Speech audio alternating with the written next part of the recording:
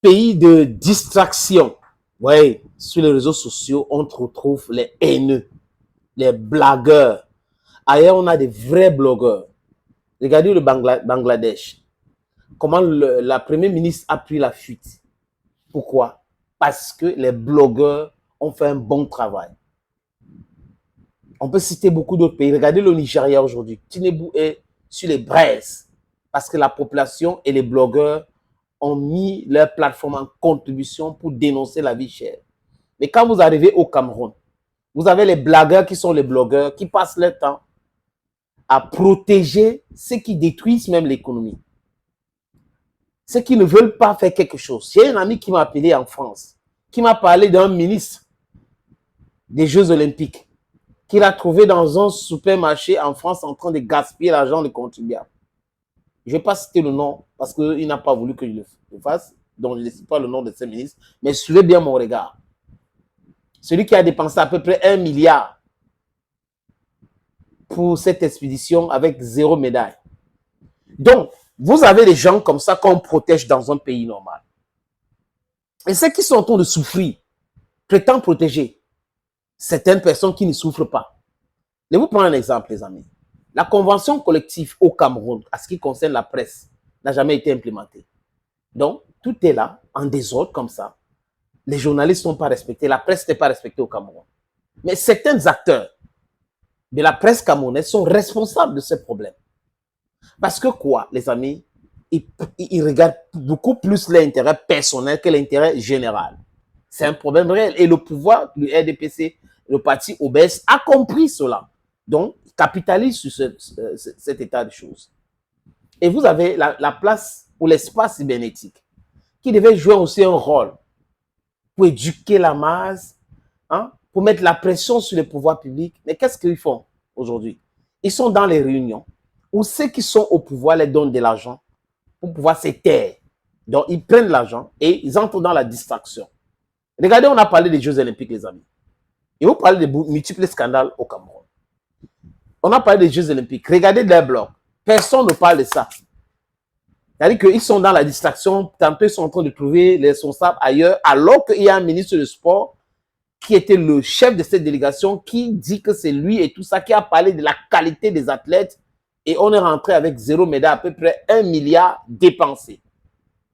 1 milliard. Donc, par jour, c'est à peu près 90 millions que 6 athlètes, 3 encadreurs ont dépensé.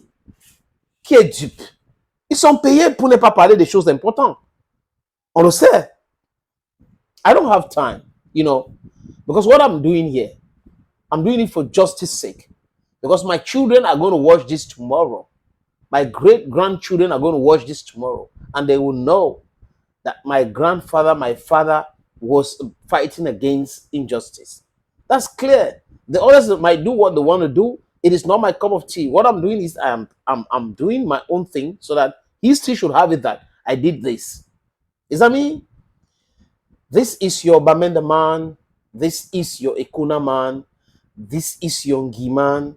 This is your Bakuri man. I'm proudly so Anglophone.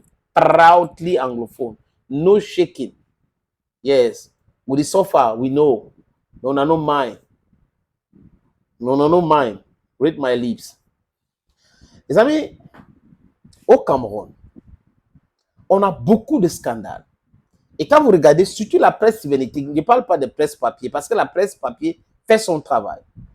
Les tabloïds font leur travail.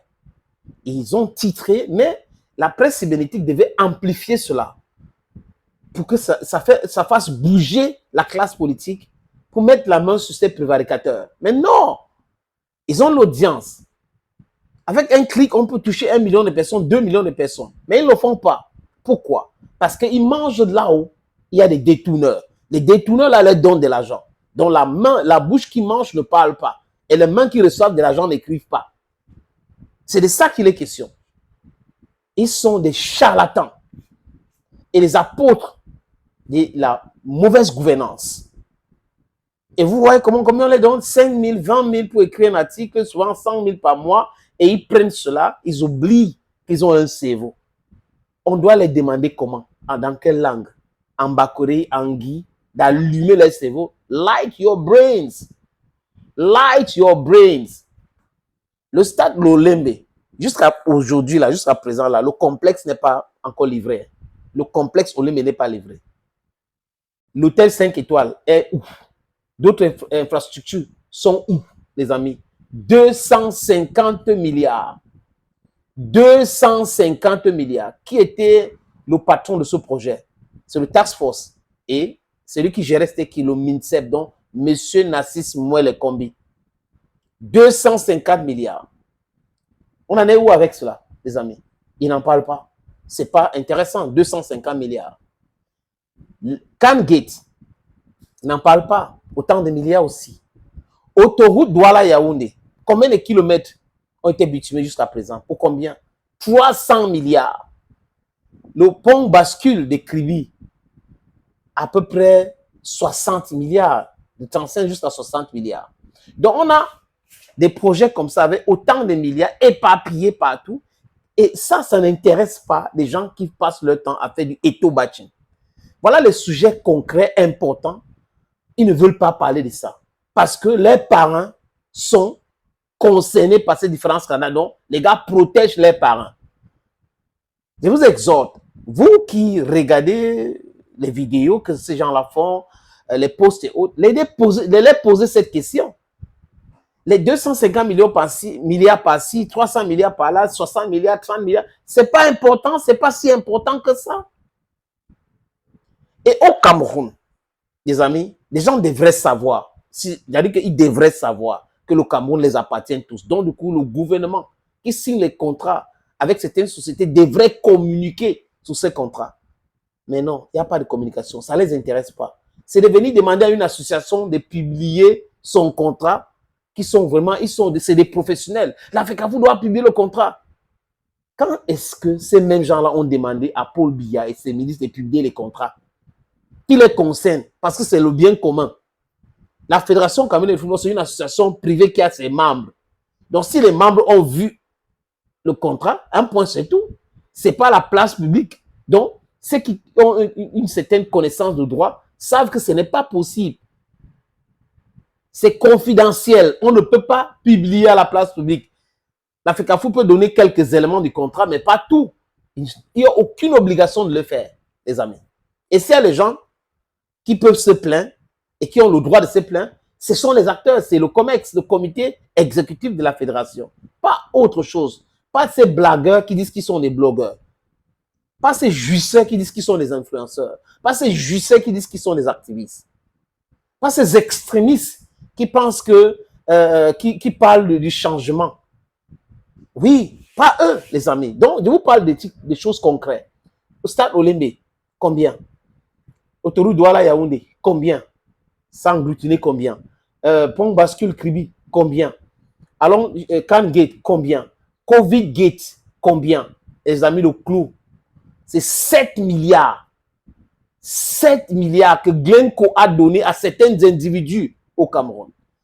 Le bâtonnier à Keremuna en parle depuis 2 ans aujourd'hui.